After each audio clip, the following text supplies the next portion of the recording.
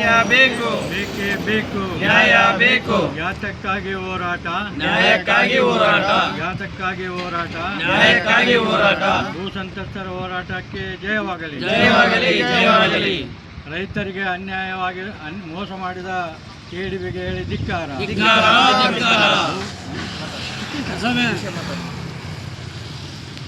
2010ರಲ್ಲಿ 3 ಕಾರ್ಖಾನೆಗಳಿಗೆ ಸುಮಾರು 1250 ಎಕರೆ ಜಮೀನನ್ನು ರೈತರಿಗೆ ಹೇಳದೆ ಕೇಳದೇ ಭೂಸ್ವಾಧೀನ ಮಾಡಿಕೊಂಡು ರೈತರ ಹೆಸರನ್ನು ಪಾಣಿಯಿಂದ ತೆಗೆದುಹಾಕಿ ಅತಿ ಕಡಿಮೆ ಬೆಲೆಯನ್ನು ರೈತರಿಗೆ ಭೂ ಪರಿಹಾರ ಕೊಟ್ಟು ಮೋಸ ಮಾಡಿದ್ದಲ್ಲದೆ 16 ವರ್ಷ ಆದರೂ ಕೂಡ ಕಾರ್ಖಾನೆ ಸ್ಥಾಪನೆ ಮಾಡಿಲ್ಲ. ರೈತರಿಗೆ ಉದ್ಯೋಗ ಕೊಡ್ತೀವಿ ಅಂತ ಭರವಸೆ ಕೊಟ್ಟಿದ್ದು ಕೃಷಿ ಮಾಡಿ ರೈತರ ಮಕ್ಕಳಿಗೆ ಉದ್ಯೋಗ ಕೊಡದೇ ಇರೋದು, ಮತ್ತೇನು ಭೂ ಪರಿಹಾರದಲ್ಲಿ ಅನ್ಯಾಯ ಆಗಿದೆ, ಆ ಅನ್ಯಾಯವನ್ನು ಸರಿಪಡಿಸಬೇಕು.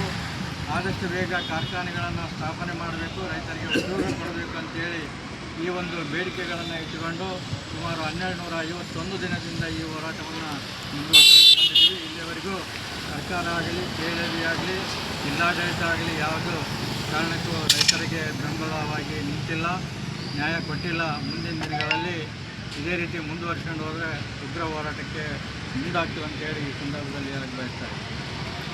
ನಮಸ್ಕಾರ, ನಾನು ಸಂಪತ್ ಕುಮಾರ್ ಕುಡ್ತಿನಿ, ನಮ್ಮ ಕರ್ನಾಟಕ ರಕ್ಷಣಾ ವೇದಿಕೆ ಯುವ ಸೈನ್ಯ ಕುಡ್ತಿನಿ ಘಟಕದ ಅಧ್ಯಕ್ಷರು.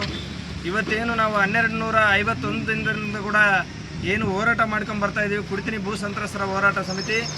ಕಾರಣ ಇಷ್ಟೇ, ನಮಗೆ ಉದ್ಯೋಗ ನಷ್ಟ ಆಗಿದೆ. 16 ವರ್ಷ ಆಯಿತು ಕಾರ್ಖಾನೆಗೆ ಅಂತೇಳಿ ಭೂಮಿಗಳು ತಗೊಂಡು ಇಲ್ಲಿವರೆಗೆ ಯಾವುದೇ ರೀತಿ ಕೂಡ ತಾವು ಕಾರ್ಖಾನೆಗಳು ಹಾಕಲಿಲ್ಲ, ಯಾರಿಗೂ ಉದ್ಯೋಗ ಕೊಡಲಿಲ್ಲ. ಅದರಿಂದ ಸುಮಾರು ಒಂದು 20 ರಿಂದ 25 ಲಕ್ಷ ರೂಪಾಯಿ ಒಬ್ಬೊಬ್ಬರಿಗೆ ಉದ್ಯೋಗ ನಷ್ಟ ಆಗಿದೆ.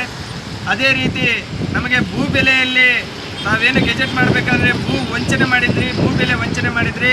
ಬರೀ 30 ಲಕ್ಷ ಇರುವಂಥ ಭೂಮಿಯನ್ನು ಗೆಜೆಟಲ್ಲಿ 30 ಲಕ್ಷ ಇರುವಂಥದ್ದನ್ನು ಬರೀ 8 ಲಕ್ಷ ಅಂತೇಳಿ ಕ್ರಿಯೇಟ್ ಮಾಡಿ ರೈತರನ್ನು ಏನು ಮೋಸ ಮಾಡಿದಿರಿ KIDB ಸಂಸ್ಥೆ.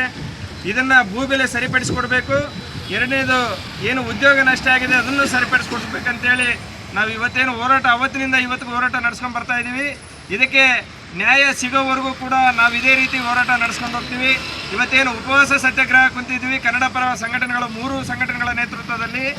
ಇದು ನಾವು 9ನೇ ದಿನದ ಕನ್ನಡ ಪರ ಸಂಘಟನೆಯ ಉಪವಾಸ ಸತ್ಯಾಗ್ರಹದಲ್ಲಿ ಭಾಗವಹಿಸಿದ್ದೀವಿ. ಇದೇ ರೀತಿ ನ್ಯಾಯ ಸಿಗೋವರೆಗೂ ಕೂಡ ನಾವು ರೈತರ ಪರವಾಗಿ ಜೊತೆಯಲ್ಲಿರ್ತೀವಿ. ಇದು ಸರ್ಕಾರ ನ್ಯಾಯ ಕೊಡದೇ ಇದ್ದ ಪಕ್ಷದಲ್ಲಿ ಉಗ್ರ ಹೋರಾಟಕ್ಕೆ ನಾವು ಸಿದ್ಧವಾಗಿರ್ತೀವಿ ಅಂತ ನಮ್ಮ 2 ಮಾತುಗಳನ್ನು ಮುಗಿಸ್ತಾ ಇದ್ದೀವಿ. ನನ್ನ ಹೆಸರು ಭಾವಿ ಶಿವಕುಮಾರ್ ಅಂತೇಳಿ, ನಮ್ಮ ಕರ್ನಾಟಕ ಸೇನೆ ಬಳ್ಳಾರಿ ಜಿಲ್ಲಾ ಅಧ್ಯಕ್ಷರು.